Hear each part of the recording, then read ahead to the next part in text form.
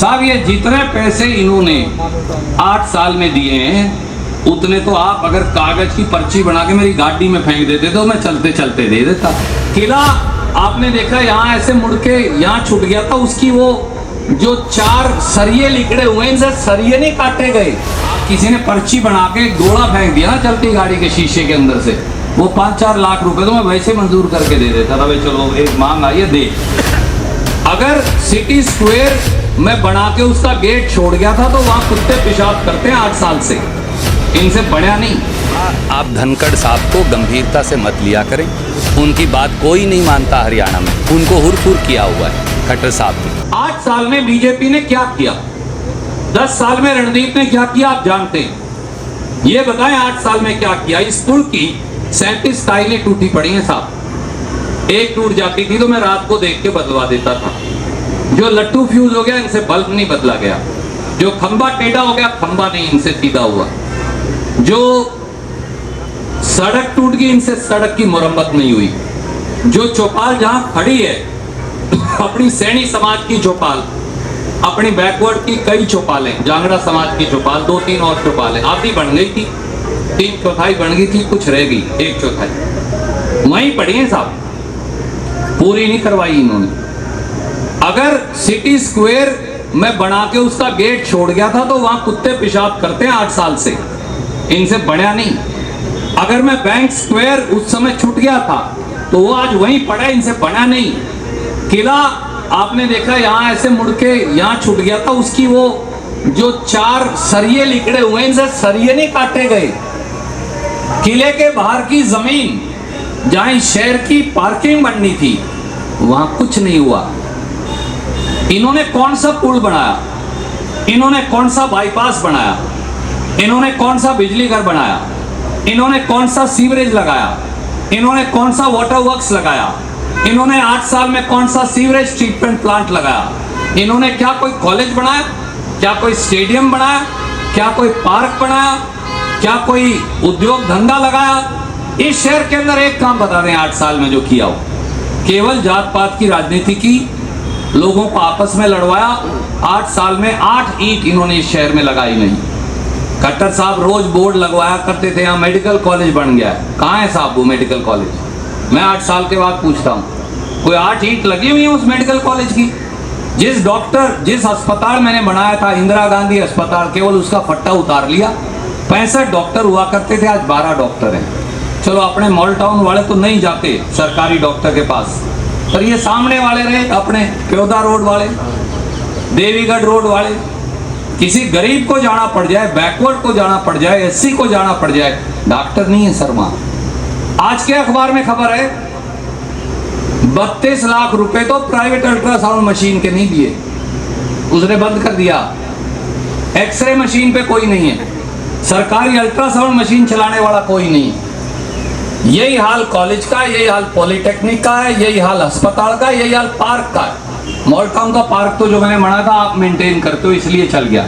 शहीद उधम सिंह पार्क को देखिए, उसके बाथरूम के लिए दरवाजे फाड़ के ले गए, बास बेसिन फाड़ के ले गए, टूंटियां फाड़ कर ले गए, फ्लश फाड़ कर ले गए, टाइलें फाड़ कर ले गए। शहीद उधम सिंह जी का जो एक पतरा लगा हुआ था पतरा भी फाड़ कर ले गए, स्मैकियों का अड्डा बना दिया। वहां डंगर जो हैं उनकी गोबर पड़ा हुआ उस पार्क के अंदर, ये उसकी हालत है। इस पूरे शहर में आप बिरख्यार का तालाब देख लीजिए, मैं उसकी सफाई करवाता था हर हफ्ते, मैं हर रोज रात को शहर की सफाई करवाता था। मैं हफ्ते में 2 बार रात को 2 घंटे 12 बजे रात से 2 बजे रात तक लगाता था, क्योंकि मैं यहाँ सफाई कर्मी भी हूँ, मैं इस शहर का चौकीदार भी हूँ, मैं इस शहर का सेवादार भी हूँ। ऐसे इस शहर को रखोगे तो शहर चलेगा साहब। ये नहीं है कि मैं एमएलए बन गया, एमपी बन गया, फिर मैं सो गया, 5 साल बाद जाऊंगा तब तक जात पात फैलाऊंगा, ऐसे नहीं होता। तो ये मुझे बताने लग रहे हैं कि 1 साल पहले 11 लाख रुपए लाइब्रेरी पे सैन समाज को दिए थे, आज तक आए नहीं, विधायक जी ने दिए थे। आप मुझे बताइए, जब मैं पैसे अनाउंस करता था शुरू में तो बोलिए कहाँ से लाएगा, ये तो झूठ बोले, ये पैसे थोड़ी आ सकते हैं ऐसे, ये तो 10 करोड़ रुपए देगा साहब। ये जितने पैसे इन्होंने 8 साल में दिए हैं उतने तो आप अगर कागज की पर्ची बना के मेरी गाड़ी में फेंक देते तो मैं चलते चलते दे देता था। मेरी बात गलत हो तो सर बता दीजिए। आप किसी ने पर्ची बना के डोला फेंक दिया ना चलती गाड़ी के शीशे के अंदर से, वो 5-4 लाख रुपए तो मैं वैसे मंजूर करके दे देता था। भाई चलो एक मांग आई है दे। ये इस शहर की हालत कर दी। इनका मेयर बना के हम करेंगे क्या? मेरा उम्मीदवारों से कोई झगड़ा नहीं। सवाल ये है आज इस पार्टी में, कल उस पार्टी में, परसों उस पार्टी में। पार्टी ने पैसों की वजह से टिकट तो दे दी, परंतु आगे क्या काम करवा पाएंगे? और मैं एक बात बड़ी खरी सी आपको कहता हूं, जो 5 करोड़ लगाएगा ना जी, वो 50 करोड़ लूटेगा भी आपसे जी। जिसने 5 करोड़ लगाने उसने 50 करोड़ लूटने। एक थरेजा के पास तो जी ना तो 50 रुपये, ये तो ईमानदार आदमी है। हमने बहुत सोच के, बड़ा समझ के फिर उम्मीदवार उतारा। इसने SC-BC समाज में जन्म तो नहीं लिया, पर ये उतना ही गरीब है। ना इसने किसी से रुपया लिया, ना ये किसी को रुपया दे। जो आपको कहता 10,000 रुपये दे दे, अगले कहा मेरे पास कोई नहीं भाई, मैं नहीं देता एक पैसा भी। अपनी 2 एकड़ अलॉट की हुई जमीन बेच के अपना मकान बनाया, सबकी सेवा करता। हमें तो ऐसा मेयर चाहिए जिसकी 12 बजे घंटी मारो साथ खड़े होके चले। वो केवल थरेजा है, बाकियों के घर में नहीं बढ़ने देगा कोई। बाकियों के घर में नहीं घुस सकता साहब कोई रात को। ये तो वहाँ बैठा है, इसको को 11 बजे चल भाई थरेजा, 11 बजे चलेगा। कान पकड़ के, हाथ पकड़ के चलाओ, वो चलेगा। और हमारी भाभी जो है आदर्श थरेजा, 23 साल इस अस्पताल में सेवा की है। जिसने घाव पे मरहम लगाया वो जानता है घाव होता क्या है। जिसने पट्टी करी हो घाव के ऊपर मरीज के, वो जानता है कि पीड़ा क्या होती है। जिसने मरीज की लेटरिन पेशाब भी साफ की हो, क्योंकि करना पड़ता है अस्पताल में काम, अपने घर में नहीं करते। अपने माँ बाप बीमार हो जाएं तो अपने, जिसने अपना माँ बाप समझ के सेवा की हो इस शहर के लोगों की, वो जानता है। तो इसलिए डॉक्टर पवन थरेजा जो हैं और आदर्श थरेजा जी, ये तो इसलिए बस लेकर आए हैं। साधारण आदमी तो बस में चलता है साहब, नहीं तो जहाज लेके आता अगर ये अमीर होता तो। हमने सबसे ईमानदार और सबसे गरीब आदमी को इस शहर में टिकट दी जा रही है। ओपी धनखड़ कल कुछ बयान देके गए हैं, वो कहते हैं कि हुर ऐसा कुछ। आप धनखड़ साहब को गंभीरता से मत लिया करें।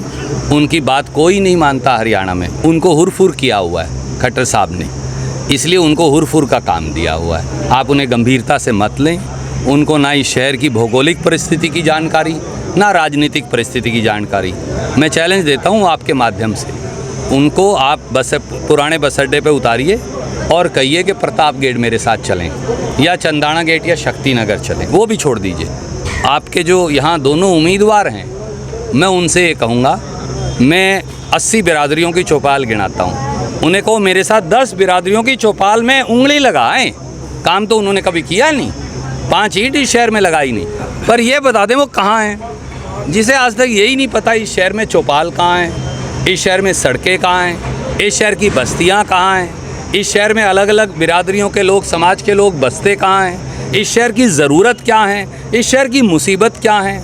क्या वो बता सकते हैं कि कितनी टाइलें टूटी हुई हैं? मैं बता दिया यहाँ खड़े होकर 37 टाइल टूटी पड़ी, 2-4 और टूट गई होंगी बल्कि 2 हफ्ते में। मैं तो एक एक लाइट बता सकता हूँ कौन सी फ्यूज़ है इस शहर की, एक एक लट्टू बता सकता हूँ, फलां लट्टू फ्यूज़ हुआ पड़ा है, फलां खंबा टेढ़ा हो गया है, फलां सीवरेज चौक पड़ा है। वो यही बता दें कितने किलोमीटर सीवरेज है। क्या वो बता सकते हैं कि यहाँ के वाटर वर्क्स कहाँ हैं? क्या वो बता सकते हैं कि यहाँ का सीवरेज ट्रीटमेंट प्लांट कहाँ है? क्या वो बता सकते हैं कि यहाँ के 7 बिजली घर कहाँ हैं? मैं तो अपने हाथ से लगाए हैं, बनाए हैं, मुझे इसलिए पता। इसलिए मैं केवल ये कहूँगा, हाथ जोड़कर शहर के वासियों को चुनिए उन्हें जिन्होंने काम करके दिखाया।